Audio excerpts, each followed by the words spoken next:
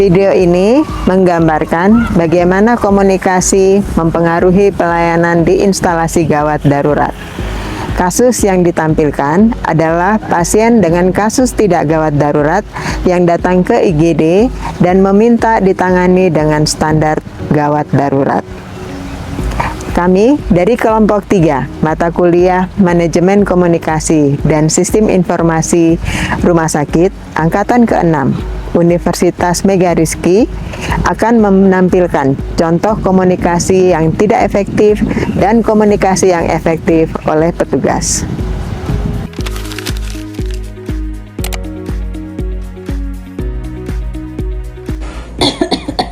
Tolong dok, tangani saya segera dok. Ini batuk pilek saya nggak berhenti-berhenti, disertai sedikit agak demam dok. Tolong dok, segera dok.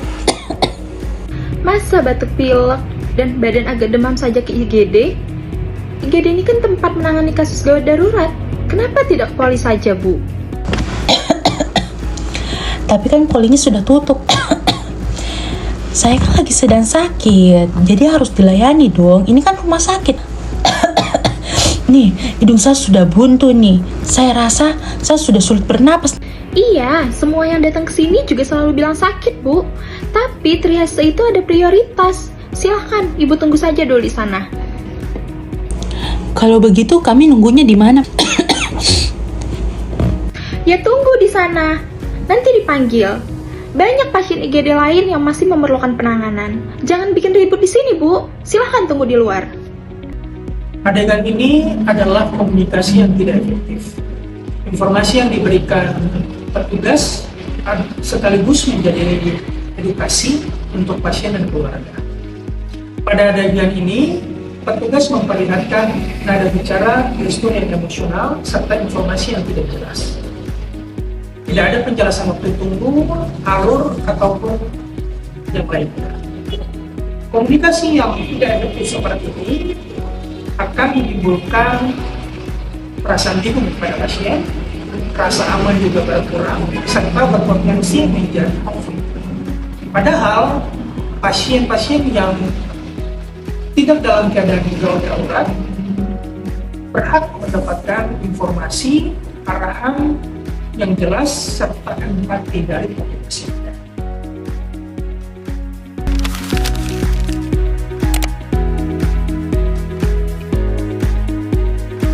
Selamat malam Ibu, perkenalkan saya dengan Nurse Ayu. Ada yang bisa dibantu Ibu? Malam dokter, mau berobat dok. Batuk pilek dok, 2 hari. Rasanya meriang, badan gak enak. Sini agak susah menelan. Kalau narik napas agak sakit dok. Agak pusing juga kepala, terus badan gak enak. Kayaknya demam sih dok. Sama batuknya ini lah dok, yang gak enak sekali kalau dibuat tarik nafas. Pilek juga. Baik, saya mengerti. Untuk saat ini, kami akan tetap memberikan pelayanan kepada Ibu di sini, di Triase. Namun, tetap kami akan berikan pelayanan sesuai dengan prioritas. Ibu menunggu dulu di sini, nanti teman saya akan datang untuk melakukan pengecekan awal, tekanan darah dan juga suhu tubuh Ibu. Setelah itu kami akan segera datang kembali untuk menginformasikan berapa lama waktu yang akan Ibu dilakukan pemeriksaan lebih lanjut. Bagaimana Ibu? Ada yang Ibu tanyakan kembali? Iya dok, nggak apa-apa, saya nunggu. Yang penting diperiksa dokter. Terima kasih loh dok, sudah diinformasikan. Nggak apa-apa, saya nunggu dok. Memang sedang banyak pasien ya dok. Terima kasih ya dok. Dalam versi komunikasi efektif, petugas menyampaikan salam, memperkenalkan nama, dan berbicara dengan nada yang tenang, menjelaskan alur pelayanan, memberi instruksi yang jelas, dan tetap menunjukkan empati meskipun kasus tidak darurat.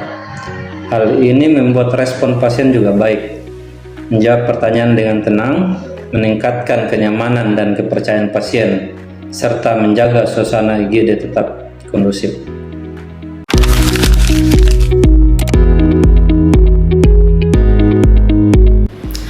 Dalam pelayanan kesehatan, komunikasi efektif adalah kunci untuk memberikan pelayanan yang cepat, tepat, dan manusiawi. Namun seringkali kita dapatkan pasien datang ke IGD dengan keluhan yang sebenarnya cocok ditangani untuk di poliklinik.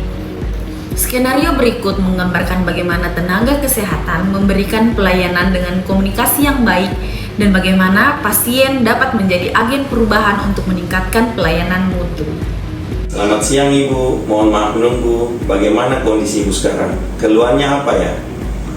Iya Pak, tadi tiba-tiba perut saya merasa nyeri ringan, tapi sekarang nyerinya sudah agak berkurang.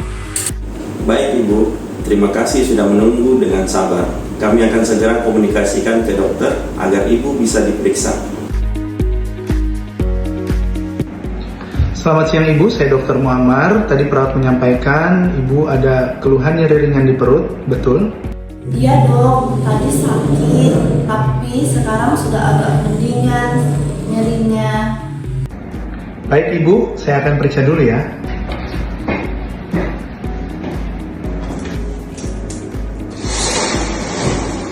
Dari pemeriksaan, kondisi Ibu stabil dan tidak ada kegawat daruratan. Nyeri ini lebih cocok ditangani di poliklinik agar pemeriksaan Ibu lebih lengkap, Ibu bisa diperiksa dengan nyaman. Oh begitu ya dok, jadi sebenarnya saya tidak perlu datang ke IGD ya? Tidak apa-apa Ibu datang ke sini, tapi jika keluhan ini muncul kembali dan tidak darurat, Ibu bisa langsung ke poliklinik saja. Karena pemeriksaan di sana lebih optimal, di IGD kami memprioritaskan untuk pasien-pasien dengan kegawat daruratan. Betul Bu, kalau semua pasien dengan kondisi ringan datang ke poli, dokter IGD bisa fokus menangani pasien yang benar-benar darurat. Jadi pelayanan untuk semua orang menjadi lebih baik. Terima kasih dok, terima kasih Pak Perawat.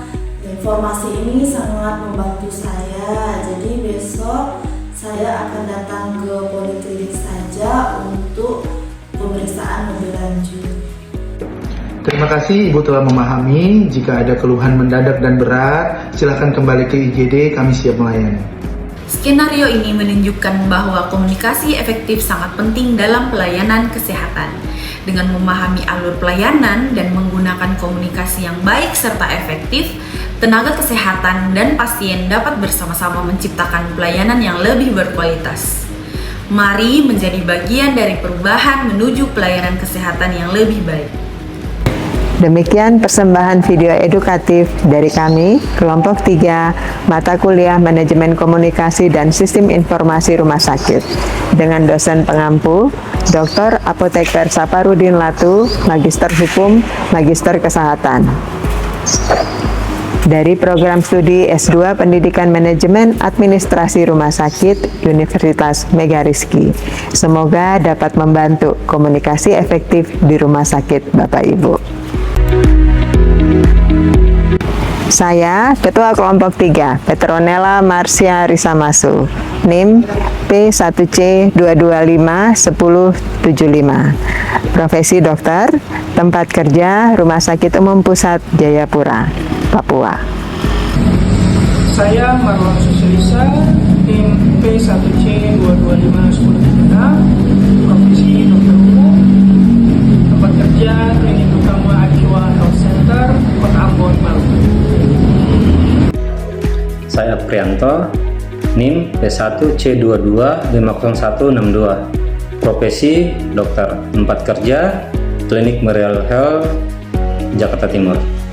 Saya Hermitrik Olivia Audia Syahrudin, NIM P1C22518080, sebagai dokter umum di Rumah Sakit Alia 2, Kendari, Sulawesi Tenggara.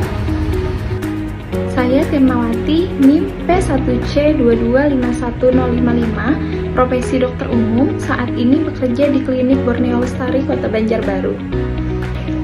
Perkenalkan, nama saya Dipade Made Rahayuningsih, NIM P1C2251045.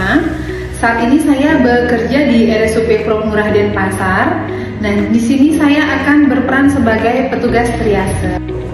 Saya Ayu Raskia Putri, NIM P1C1251014, sebagai mahasiswa profesi kedokteran. Saya Nunung Sulistyo, NIM P1C22510 ini saya bekerja di Rumah Sakit Kabupaten Bontang, Edukasi Medika Utama.